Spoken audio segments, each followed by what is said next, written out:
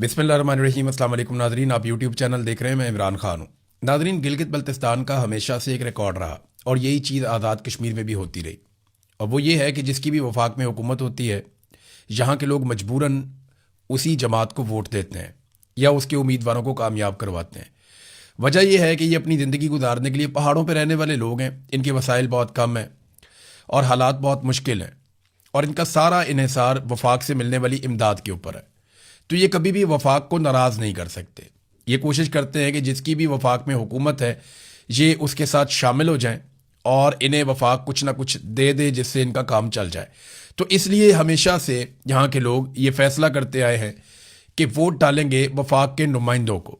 लेकिन इस मरतबा काफ़ी चीज़ें तब्दील हुई हैं। पाकिस्तान तहरीक इंसाफ ने जो पूरे पाकिस्तान में कंपेन की, पूरे पाकिस्तान के अंदर एक तब्दीली आई लोगों की सोच में और एंटी एस्टेब्लिशमेंट लोगों ने एक बयानिया अपनाया।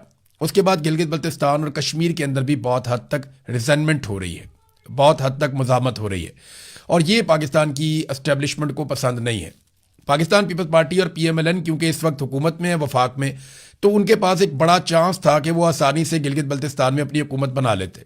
लेकिन पाकिस्तान तहरीक इंसाफ एक बहुत बड़े फैक्टर के तौर पर सामने आई और उन्होंने अपना लोहा मनवाया। यहाँ तक कि पाकिस्तान की एस्टेब्लिशमेंट को, तहरीक इंसाफ को एक मरतबा फिर इलेक्शन से बाहर करना पड़ा। उनका इंतखाबी निशान, जिसके साथ इत्तेहाद हुआ उसका इंतखाबी निशान, उम्मीदवारों को परेशान करना, बार बार वोटर लिस्टों में तब्दीली करना, अफसरान का तबादला करना, वसाइल का बेदरेग इस्तेमाल करना, डराना धमकाना, सूबा बदरियाँ करना, लोगों को गिरफ्तार करना, हिरासत में रखना, परेशान करना, छापे मारना, ये सारी चीज़ें उन्होंने एक दफ़ा फिर की हैं। इंतखाबी निशान बार बार तब्दील भी किए हैं। ये सारा कुछ ये बता रहा है कि अब गिलगित बल्तिस्तान में और कश्मीर में रुझान तब्दील होने जा रहे हैं। अब ऐसा नहीं है कि वो लोग वफाक की मोहताजी के ऊपर रहना चाहते हैं, वो एक आज़ाद और खुद मुख्तार ज़िंदगी गुजारना चाहते हैं और अपनी ऐसी हुकूमतें बनाना चाहते हैं जो उनके हकूक़ उन तक पहुँचाएँ। अब मेरे ख्याल में इसका सबसे अच्छा सलूशन ये है कि गिलगित बल्तिस्तान में ख़ास तौर पर, कश्मीर में आप इसको करें या ना करें, क्योंकि कश्मीर एक आज़ाद टेरिटरी है, कश्मीर एक आज़ाद मुल्क है और आज़ाद कश्मीर हम उसको कहते हैं। वो पाकिस्तान का आईनी नुक्ता नज़र से पाकिस्तान का हिस्सा नहीं है। हमारा ये नारा है कि कश्मीर बनेगा पाकिस्तान, लेकिन आईनी नुक्ता नज़र से वो पाकिस्तान का हिस्सा नहीं है। वज़ीर दाखिला मोहसिन नकवी ये बात कह भी चुके हैं और उन्होंने ये बात एक धमकी के अंदाज में कही थी कि कश्मीरी पाकिस्तान के आईनी शहरी नहीं है। अगर वो एहतजाज करने आएंगे तो ये पाकिस्तान की रियासत के ऊपर हमला तस्वुर किया जाएगा और दहशतगर्दी के मुकदमात दर्ज किए जाएंगे। लेकिन आ जाए वापस अपनी बात पे। मेरे ख्याल में गिलगित बल्तिस्तान का इलेक्शन कम से कम पाकिस्तान के बिल्कुल साथ ही होना चाहिए। उसे सूबे का स्टेटस देना चाहिए, वहां से कौमी असम्बली के फिर मेंबर्स भी बनने चाहिए और गिलगित बल्तिस्तान का अगर वो आप नहीं कर सकते, मुकम्मल तौर पे उसे पाकिस्तान के साथ नहीं जोड़ सकते, एक मुतनाज़ टेरिटरी के तौर पे आप उसको देखते हैं, तो भी आपको कम से कम ये करना होगा कि उसका इलेक्शन पाकिस्तान के साथ ही हो जाए ताकि वहां के लोग आज़ादी के साथ अपनी राय का इजहार कर सकें, बजाय इसके कि वो वफाक की तरफ देखते रहें कि जिसकी हुकूमत वहाँ पे बनेगी या जो भी वहाँ पे मुसल्लत किया जाएगा हमें भी अपने ऊपर उसी को बैठाना है। तो ये चीज़ मुस्तकबिल में होनी चाहिए। अब इलेक्शन है कल के दिन में, आज रात को आप वीलॉग सुन रहे हैं। कल के दिन में गिलगित बल्तिस्तान के लोग फैसला करेंगे कि वो क्या सोचते हैं और उनके फैसले के बाद पाकिस्तान की मिलिट्री एस्टेब्लिशमेंट ये फैसला करेगी कि उन्होंने अपनी रविश तब्दील करनी है या तब्दील नहीं करनी। अब आ जाए ज़रा कश्मीर की जानिब। नादरीन, आज़ाद कश्मीर में कई मुकामात पर एहतजाज शुरू हो गया है, गिरफ्तारियां भी शुरू हो गई हैं। गिरफ्तारियों के हवाले से आज़ाद कश्मीर के तर्जुमान, जो IG के तर्जुमान हैं, उन्होंने एक स्टेटमेंट जारी किया और ये बताया कि 72 अफराद को गिरफ्तार किया गया है वहाँ पे आज़ाद कश्मीर में। और साथ ही साथ ये भी कहा गया कि ये लोग शरपसंद हैं, कलदम तंजीम से इनका ताल्लुक है और इनके ताल्लुकात जो है वो गैर मुल्की अफराद से भी मिलते हैं। जब गैर मुल्की अफराद कहते हैं तो आपको डायरेक्ट आपका दिमाग जाता है कि शायद इंडिया के साथ मिलते हैं। ऐसा नहीं है, ये ओवरसीज पाकिस्तानी जो बाहर रहते हैं, कश्मीरी बहुत बड़ी तादाद में, उनके साथ इनके रवाबित रहते हैं और उनके साथ इनके ताल्लुकात हैं। अगर इंडिया होता तो शायद वो ये कह देते, लेकिन वो तासुर यही देते हैं। आपको पता है पुलिस भी प्रोपेगेंडा में लग जाती है। वहां पे जो IG लगाया गया वो कैप्टन लियाकत को लगाया गया था। कैप्टन लियाकत की ज़हनियत का अंदाज़ा आप उनके इस एक बयान से लगा सकते हैं। ये ज़रा आप कैप्टन लियाकत साहब को सुनिए। मैं माजी में इनको जानता हूँ अच्छी तरह और मैं बल्कि इनके भाई को भी जानता हूँ, इनकी फैमिली को भी जानता हूँ, ये अच्छे लोग हैं। लेकिन कैप्टन लियाकत साहब जो हैं, ये इनका एक स्टेटमेंट है जो माजी में, वो सुन के आपको आइडिया हो जाएगा कि किस ज़हनियत के आदमी को इस वक्त IG कश्मीर लगाया गया है। एक उसमें क्वेश्चन था कि पाकिस्तान के हालात कैसे ठीक हो सकते हैं। तो मैं पता नहीं ये इसके कॉन्सिक्वेंस क्या होंगे। मैं 1000 को बंदा मार दो ठीक हो जाएंगे। इंटरव्यू में बैठा हुआ चेयरमैन एफपीएससी के सामने यूनिफॉर्म में बैठा हुआ है, कप्तान कह रहा है कि 1000 बंदा मार दो। क्या बात। कहते हैं वो पता कैसे लगेगा कि 1000 मारना। मैं कहा एजेंसियां को सारी डिटेल है, कौन किड्डा गंदा है कौन किड्डा चंगा है, ये डिसीजन करना है। हाँ मुझे कहते हैं आपको वजीर आजम बना दे तो आप क्या करेंगे। अच्छा मैं 1000 बंदा मारांगा। क्या बात है। मैं कहते हैं are you in your senses magic sir. ये हंस के बता रहे हैं एक इंटरव्यू में इस वक्त जो आईजी हैं कश्मीर के कि 1000 आदमी मार दें तो सब कुछ ठीक हो जाएगा। ये एक्चुअली दबाव डालने की बात कर रहे हैं और मावराए अदालत जो कत्ल किए जाते हैं उनको सपोर्ट कर रहे हैं हंसते हुए एंजॉय करते हुए। अब इस जहनीत के ऑफिसर को कश्मीर में लगाया गया है जो 1000 आदमी मारना चाहता है। हालात को ठीक करने का उसके पास सबसे बेहतरीन हल जो उसने अपने इंटरव्यू के अंदर कहा था वो यही है कि 1000 आदमी मार दिया जाए तो हालात ठीक हो सकते हैं, चीज़ें कंट्रोल हो सकती हैं। बहरहाल ये अब रियासत की मर्जी है कि वो किस तरह के लोगों को मुसल्लत करती है अवाम के ऊपर। और इसमें एक और अहम चीज़ है कि एक स्टेटमेंट आया उमर नज़ीर कश्मीरी की जानिब से। ये स्टेटमेंट मैं आपको बता देता हूँ, वो दर्स से करा रहे थे और उन्होंने जो स्टेटमेंट जारी किया अपने लोगों के लिए, क्योंकि कल इन्हें गोली लगी है। इन्हें रावला कोट के ये हैं, ये एक जगह से दूसरी जगह ट्रैवल कर रहे थे अपने साथियों के साथ, इन्हें घेर कर दोनों तरफ से गोली चलाई गई। और सरकार का ये कहना है कि इन कश्मीरी नौजवानों ने गोली चलाई, जबकि इन कश्मीरी नौजवानों का कहना है कि हम पुरअमन थे, हमारे ऊपर गोली चलाई गई, दोनों तरफ से चलाई गई, जिसमें कुछ लोग जख्मी हुए हैं और एक इनके साथी शहीद हो गए हैं। जो शहीद हुए हैं इनके साथी, उनका नाम मैं आपको पहले भी बता चुका हूं, सरदार शाहजेब हबीब, और वो रेंजर्स की फायरिंग से ये दावा किया गया कि शहीद हुए हैं। बहरहाल इन्होंने जो कहा वो ये कि दोनों तरफ से घिराव करके हम पर सीधे फायर किए गए, हमारे साथी एक शहीद हो गए हैं, कुछ जख्मी हो गए हैं, और ओवरसीज पाकिस्तानी हमारे लिए जितनी हो सकता है वो आवाज़ उठाएं और जितने साथी हमारे आज़ाद कश्मीर में हैं वो सारे पुरअमन रहें। हमने पुरअमन जद्दोजहद करनी है, हमारे मुतालबात पर किसी सूरत कंप्रोमाइज़ नहीं होना चाहिए। ये जो कुर्बानियां हम दे रहे हैं ये इस जद्दोजहद में शामिल हैं। आईएसआई के ब्रिगेडियर और आईजी के हुक्म पर निहत्ती अवाम के ऊपर गोलियां बरसाई गई हैं। हमारी जद्दोजहद पुरअमन है। इन लोगों के खिलाफ कार्रवाई और मुकदमात और गिरफ्तारियां होनी चाहिए जिन्होंने ये हुक्म दिया निहत्ते लोगों पर गोली चलाने का, और गिरफ्तारियों से आज़ाद कश्मीर के लोगों को डरने की कोई ज़रूरत नहीं है। और अपने जज्बे से और इत्तफाक से आप जीतेंगे। इंतज़ार ना करें किसी चीज़ का, लॉकडाउन के लिए उसका आगाज़ करें, हर चीज़ टाइमिंग के मुताबिक होनी चाहिए, कोई हथियार नहीं उठाएगा, तिब्बी इमदाद भी नहीं मिल रही। ये कमोबेश ये उनका स्टेटमेंट है। मैंने वो स्टेटमेंट सुना था, चंद पॉइंट मैंने लिख दिए थे। तो ये उमर नज़ीर कश्मीरी साहब का एक स्टेटमेंट आया। फिर एक जो बयान है वो आया है शौकत नवाज मीर साहब की जानिब से, जो एक अहम रहनुमा है जॉइंट अवामी एक्शन कमेटी के। वो ये कहते हैं कि आज़ाद कश्मीर पुंछ में उन्होंने सूरत बताई कि बहुत ज़्यादा कशीदा हो गई है मौजूदा हुकूमत की वजह से, और साथ उन्होंने ये भी बताया कि इंटरनेट सर्विसेज और तमाम सहूलियात हम कश्मीरियों से छीन ली गई हैं। मोबाइल और इंटरनेट बंदिश की वजह से सिर्फ ये ऑडियो पैगाम एक मैं जारी कर रहा हूँ और ये पैगाम आप सबसे गुजारिश है कि हर तरफ फैला दें। सरदार शाहजेब हबीब कश्मीरी जो हैं इन्हें रेंजर्स की फायरिंग से ये शहीद हो गए हैं। शहीद के खून का बदला ज़रूर लिया जाएगा। मजालिम की वजह से हम अपनी जद्दोजहद से पीछे नहीं हटेंगे। हमारी जद्दोजहद पुरअमन और बुनियादी हकूक़ के लिए है और हम पे गोली चलाई गई है। ये अक़वाम मुत्तहिदा के चार्टर की खिलाफ वर्जी की गई जिसके मुताबिक बुनियादी अपने हकूक़ के लिए हम अपना हक इस्तेमाल करते हुए, ये हमारा बुनियादी हक है कि हम पुरअमन एहतजाज कर सकें अपने बुनियादी हकूक़ के लिए। तो हम पे गोली चलाई गई, ये अक़वाम मुत्तहिदा के चार्टर की भी खिलाफ वर्जी है और ये हमारे हकूक़ की संगीन खिलाफ वर्जी है। ये जनाब शौकत नवाज मीर साहब का स्टेटमेंट है। तो कश्मीर की सूरत हाल नाज़रीन आपके सामने है। छापे गिरफ्तारियां जारी हैं। एक जगह पे वीडियो आई, वहां पे कुछ रहनुमाओं को गिरफ्तार करने की कोशिश की गई तो आवाम बहुत बड़ी तादाद में पहुंच गई और उन्होंने अपने लोगों को छुड़वा लिया। यह है नाज़रीन कश्मीर की सूरत हाल जो बिगड़ती चली जा रही है। गिलगित बल्तिस्तान में इलेक्शन है और कल उसके नताइज आना शुरू होंगे तो हमें पता चलेगा कि वहां पर आवाम के साथ क्या किया गया। तो जमहूरियत तो नाज़रीन पाकिस्तान में आखिरी सांसें ले रही है और जो पाकिस्तान में मुसल्लत रजीम है वो पाकिस्तानियों के लिए एक मुसीबत बना हुआ है। ये पाकिस्तान के वफाकी इदारे शुमारियात की जो कल की रिपोर्ट है वो जरा आप देख लीजिए। अच्छा, ये रिपोर्ट पाकिस्तान के वफाकी इदारा शुमारियात की अपनी रिपोर्ट है। ये रिपोर्ट ऐसा नहीं है कि किसी और ने बना दी है। और देखें, जब पाकिस्तान का अपना सरकारी इदारा रिपोर्ट बनाएगा तो वो कम से कम ये तो कोशिश करेगा कि हुकूमत को कोई फेस सेविंग मिल जाए। फेस सेविंग के बावजूद जो उन्होंने आदादोशुमार जमा करवाए, वो आदादोशुमार क्या बताते हैं कि एक साल में, पिछले बजट से लेकर इस बजट तक, इस एक साल में शहबाज शरीफ और आसिम मुनीर साहब के रिजीम ने पाकिस्तानियों के ऊपर कितना बोझ डाला। सिर्फ चंद चीज़ों का मैं जिक्र करूंगा। ये वफाकी इदारा शुमारियात का डाटा है।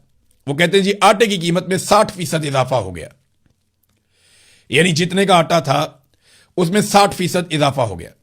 आज आटा 3,000 रुपए के आसपास मिलता है, 20 किलो का थैला। बाद औक़ात 2,800 का, 3,000 का, ये उसका रेट चल रहा है। कई जगह पे ज्यादा, कई जगह पे कम। लेकिन इमरान खान साहब के दौर में ये 1,100 रुपए का था और कहा जाता था बहुत महंगा, बहुत महंगा। आज दुगने से भी ज्यादा, 3 गुना के करीब कीमत पहुंचने वाली। बहरहाल, ये आटे की कीमत 60% एक साल में मजीद इजाफा हुआ है। बिजली की कीमत में जो इजाफा किया गया इस एक साल में, वो भी 60% है। एलपीजी की कीमत में जो इजाफा किया गया इस एक साल में, वो 57% से ज्यादा है। पेट्रोल की कीमत में जो इजाफा किया गया इस एक साल में, वो 50% के करीब है, उससे ज्यादा है। डीजल भी 50% के करीब इजाफा किया गया। ये नाजरीन ने कीमतों में इजाफा हुआ है गुज़िश्ता एक साल में पाकिस्तान में चीज़ों में, और बहुत सारी और चीज़ें हैं जिनमें इजाफा हो गया, और ये वफाकी इदारा शुमारियात की रिपोर्ट है। अब नाजरीन, पेट्रोलियम मसनूआत के ऊपर लेवी में मजीद इजाफा कर दिया, यानी पेट्रोल की लेवी को फिर से बढ़ा दिया गया पाकिस्तान में। और जो अब लेवी बढ़ाई गई है, इसके बाद जो पाकिस्तान में पेट्रोल की कीमत के ऊपर सिर्फ लेवी वसूल की जा रही है, वो 116 रुपए फी लीटर से जायद है। 116 रुपए फी लीटर से जायद सिर्फ लेवी वसूल की जा रही है। इसके साथ आप बाकी सारे टैक्सेस शामिल कर दें तो यहां पे पेट्रोल की 1 लीटर की कीमत जो इमरान खान साहब के दौर में थी, ये सिर्फ उतने टैक्सेस ले रहे हैं या उसके आसपास सिर्फ टैक्सेस ले रहे हैं पेट्रोल के ऊपर। जिन्होंने 70 रुपए लीटर का पेट्रोल पाकिस्तानियों को बेचना था, वो उसी पेट्रोल के ऊपर कम से कम 116 रुपए से जायद लेवी वसूल कर रहे हैं। अमीर आदमी को रिलीफ दिया जा रहा है आने वाले बजट में, यानी जो बड़े लोगों पे टैक्सेस में कमी हो रही है। जो एक्सपोर्टर्स हैं बड़े बड़े, उनसे 1% एडवांस टैक्स लिया जाता था, मेरे ख्याल में वो भी एक ज्यादती थी, लेकिन वो टैक्स खत्म किया जा रहा है। गरीब के ऊपर टैक्सेस बढ़ाए जा रहे हैं, अमीर के ऊपर टैक्सेस खत्म किए जा रहे हैं। तो ये अलीट क्लास के लोगों की हुकूमत है, अलीट लोगों के लिए है। अमीरों की हुकूमत, अमीरों के लिए हुकूमत, अमीरों के मफादात और गरीब आदमी को पीसने का सिलसिला जारी है। ये हुकूमत गरीब आदमी की बिल्कुल नहीं है। यानी आप अंदाजा करें कि पेट्रोलियम लेवी में मजीद इजाफा कर दिया है। और जब ये कमी करते हैं ना पेट्रोल की कीमत में, तो बड़ी बड़ी खबरें लगवाते हैं, 2-3 रुपए 4 रुपए कमी करते हैं, 5 रुपए कमी करते हैं। लेकिन जब इजाफा करते हैं पेट्रोलियम मसनूआत की कीमतों में, तो 50 रुपए 100 रुपए का इजाफा करते हैं। आलमी मंडी में पेट्रोलियम मसनूआत की कीमतें नीचे आने के बावजूद पाकिस्तानियों को वो रिलीफ नहीं दिया गया जो मिलना चाहिए था। दुनिया के किसी मुल्क में पेट्रोलियम मसनूआत की कीमतें इस तरह नहीं बढ़ाई गई। पाकिस्तान की हुकूमत ने ईरान और अमेरिका के बीच में होने वाली जंग को भी इस्तेमाल किया अपने मफाद के लिए, और उन्होंने पेट्रोल के ऊपर अजीबोगरीब किस्म के टैक्सेस लगाकर अवाम की जेबें काटी और बहाना बनाया कि जनाब पड़ोस में एक जंग हो रही है। तो ये तो इंडिया के लिए भी हो रही है, बांग्लादेश के लिए भी हो रही है, श्रीलंका के लिए भी हो रही है, अफगानिस्तान के लिए भी हो रही है, बाकी जितने ममालिक हैं अफ्रीकी, उन सब के लिए जंग हो रही है। अकेले पाकिस्तान के लिए तो नहीं हो रही, चाइना के लिए भी ये जंग हो रही है। लेकिन दुनिया के किसी मुल्क ने अपनी आवाम के साथ इतना जुल्म नहीं किया, इतने टैक्सेस नहीं लगाए जंग के नाम पे, जितने पाकिस्तानी हुकूमत ने लगा दिए। और ये डाटा के साथ मैं आपको बता रहा हूं, ये ऐसा नहीं है कि मैं हवा में बात कर रहा हूं, ये डाटा के साथ मैं आपको बता रहा हूं। नाजरीन, बड़े लोगों के लिए मैं आपको बता रहा था ना बजट है, तो जजों के लिए यानी जो आईनी अदालत के जज हैं या दूसरे जजेज हैं, इनके लिए बड़ी मुराहत रखी गई हैं। सुप्रीम कोर्ट के लिए 80 करोड़ रुपए से जायद के उनकी रिहाइशों की तज़ीन व आराइश और उनकी तामीर के ऊपर पैसा लगाया जाएगा, ये बजट रखा जा रहा है। बाद में आपको पता है जैसे जैसे ज़रूरत पड़ेगी, जज जैसे जैसे काम आएंगे, उनके बजट के अंदर इजाफा भी होता चला जाएगा, और जितना वो चाहेंगे उतना उनको पैसा मिलेगा। और जो बजट बनाने वाली वजारतें हैं, ये एक बड़ी अजीबोगरीब खबर है नाज़रीन, मैं आपको देता हूँ, और ये सिलसिला भी पुराना है, इसको रुकना चाहिए। जो बजट की तैयारी में जितनी भी वजारतें काम करती हैं, उन वजारतों के मुलाजमीन को 6 माह तक की तनख्वाहें इजाफी मिलेंगी। अब ये एक सवाल पैदा होता है कि ये क्यों किया जाता है। ये एजाजिया दर्जन से ज्यादा वजारतों के मुलाजमीन को पहले मिलता था मोहम्मद जीशान अवान साहब के मुताबिक, और अब वजारत कानून और इंसाफ, कॉमर्स डिवीजन और AGPR को भी इसमें शामिल कर लिया गया है। सवाल ये पैदा होता है कि क्या इन मुलाजमीन को तनख्वाहें नहीं मिलती? क्या ये इन मुलाजमीन का ऑफिशियल काम नहीं है? जब आप इनसे बजट तैयार करवाते हैं तो आप 6 माह जितनी तनख्वाहें इनको क्यों देते हैं? क्या ये वजह है कि आप इनसे वो काम करवा रहे हैं जो आईनी और कानूनी नहीं है? क्या आप इनसे वो काम करवा रहे हैं जो आप नहीं चाहते कि दफ्तर से बाहर जाए और उसकी वफादारी खरीदने के लिए आप 6-6 माह के पैसे दे रहे हैं? तो सवालात तो उठेंगे। जब आप ऐसी हरकतें करेंगे तो इन हरकतों पर सवालात तो उठेंगे। एक और नादरीन डाटा है और द इकोनॉमिस्ट की रिपोर्ट है पाकिस्तान के हवाले से, अफसोसनाक रिपोर्ट है लेकिन आपके सामने मैं पेश करता हूं। Militant violence in Pakistan is the worst it has been in a decade. पिछले 10 साल में पाकिस्तान में इतनी दहशतगर्दी कभी भी नहीं हुई जितनी दहशतगर्दी इस वक्त पाकिस्तान में है। ये द इकोनॉमिस्ट ने पाकिस्तान के हवाले से डाटा जारी किया। उन्होंने लिखा आसिम मुनीर पाकिस्तान का मिलिट्री चीफ है और बाहर तो वो बड़ा काम दिखा रहे हैं, लेकिन पाकिस्तान के अंदर जो मिलिटेंट वायलेंस है वो बदतरीन शक्ल इख्तियार कर चुका है पिछली 1 दहाई में। अब ये जरा आप चार्ट देख लें जो जारी किया गया द इकोनॉमिस्ट की जानिब से। ये देखें जनाब, ये चार्ट है। 2017 में दहशतगर्दी के वाकयात ज्यादा थे और उसमें ज्यादा लोग शहीद हुए थे, इंसिडेंट भी ज्यादा हुए थे, इंजरीज भी ज्यादा हुई थी, शहादतें भी ज्यादा हुई थी। लेकिन फिर आप ये देखें कि 2018, 19, 20, 21, 22 ये जब इमरान खान साहब की हुकूमत आई तो दहशतगर्दी नीचे जाना शुरू हो गई। ये आपको पूरा डाटा में इमरान खान साहब की हुकूमत का दौर आपको मिलेगा जहां पे दहशतगर्दी कम हुई है। और सबसे कम दहशतगर्दी जो है 2019, 20, 21 में हुई है। फिर 2022 में जब रजीम तब्दील कर दिया गया तो दोबारा से पाकिस्तान में दहशतगर्दों को बाई डिजाइन लाया गया, जिसके ऊपर बड़ा शोर भी मचा। हमने भी वीलॉग्स किए थे कि दहशतगर्दों को लाकर बसाया जा रहा है। तो फिर दहशतगर्दी ऊपर जाना शुरू हुई और ऊपर जाते जाते अब 2025 में जो हालत हो गई दहशतगर्दी के हवाले से पाकिस्तान की, वो ये है कि पिछले 10 साल के सारे रिकॉर्ड टूट गए हैं। बल्कि आप 10 साल छोड़ें, आप 15-20 साल के रिकॉर्ड भी निकालेंगे ना तो आपको दहशतगर्दी का ये रिकॉर्ड, इतनी ज्यादा दहशतगर्दी आपको बहुत कम मिलेगी। दहशतगर्दी के कोई 1250 इंसिडेंट जो बड़े नंबर हैं वो रिपोर्ट हुए हैं। जो शहादतें हैं वो बहुत बड़े पैमाने पर रिपोर्ट हुई हैं, यानी 750 के करीब लोग जो यहां पे डाटा बता रहा है वो शहीद हुए हैं इन वाकयात में। तो ये यहां पे तवज्जो होनी चाहिए थी आसिम मुनीर साहब की और एस्टेब्लिशमेंट की और एजेंसियों की, लेकिन यहां पे बहुत बड़ा एक फेलियर है और पाकिस्तान की बदनामी हो रही है। जब किसी मुल्क में दहशतगर्दी होती है तो वहां पे लोग सरमायाकारी नहीं लेकर आते और यही एक वजह है कि सरमायाकारी जो बैरून मुल्क से आती है वो 82% मजीद कम हुई है गुज़िश्ता 2 सालों में। नादरीन, ये कहने में कभी बुरा भी लगता है लेकिन पाकिस्तान के मुकाबले में इंडिया में डेमोक्रेसी कुछ ज्यादा है। आप सोच सकते हैं कि कोई शख्स पाकिस्तान की हुकूमत के ऊपर तनकीद करे बैरून मुल्क बैठकर और पाकिस्तान की हुकूमत और उसकी पॉलिसीज के खिलाफ बात करे और रिएक्शन दे और फिर वो बड़े आराम से पाकिस्तान में आ जाए और उसे कोई कुछ ना कहे। ये नहीं हो सकता पाकिस्तान में। लेकिन यहां पे इंडिया में आपको पता है काकरोच जनता पार्टी एक बनी थी। वहां के सुप्रीम कोर्ट के जस्टिस ने एक स्टेटमेंट दिया, नौजवानों को काकरोच से तशबीह दी और उन्होंने काकरोच जनता पार्टी बना दी। अब जो काकरोच जनता पार्टी का लीडर है वो जनाब पहुंच गया अपने एहतजाज को लीड करने के लिए भारत, और इस पार्टी ने सबसे तेजी से मकबूलियत हासिल की है सोशल मीडिया पर। अच्छा, ये जो अभिजीत दिपके, ये इसका नाम है नौजवान का, और काकरोच जनता पार्टी बनाने का इसने ऐलान किया था। उसके बाद एयरपोर्ट पे भी लोग आए हुए थे इसको लेने के लिए और देखते ही देखते कोई 80 लाख लोगों ने इसको फॉलो कर लिया। अब ये इंडिया के एयरपोर्ट पे उतरा, इसे किसी ने कुछ नहीं कहा, ना इसे पकड़ा गया ना गिरफ्तार किया गया। मजे से ये आया, इसकी वीडियो तस्वीरें बन रही थी, नौजवान भी आए और ये जाएगा वहां पे एहतजाज करेगा। तो कम से कम जमहूरियत का भरम कायम रहना चाहिए। इंडिया में भी कोई इतनी जमहूरियत नहीं है। उन्होंने जो किया कश्मीरियों के साथ, जो किया अकलियतों के साथ, वो सब जानते हैं, वहां पे भी बहुत तनकीद होती है। लेकिन काकरोच जनता पार्टी का बंदा जिस तरह आया तो कोई भरम थोड़ा बहुत उन्होंने कायम रखने की कोशिश की। पाकिस्तान की एस्टेब्लिशमेंट को, जिनके कंट्रोल में पाकिस्तान के सारे रियासती इदारे हैं, उन्हें भी इससे कुछ थोड़ा सीखना चाहिए और अपना दिल बड़ा करना चाहिए और लोगों को बात करने की कम से कम इजाजत होनी चाहिए। अब तक के लिए इतनी, अपना ख्याल रखिएगा, अपने इस चैनल का भी। अल्लाह हाफिज।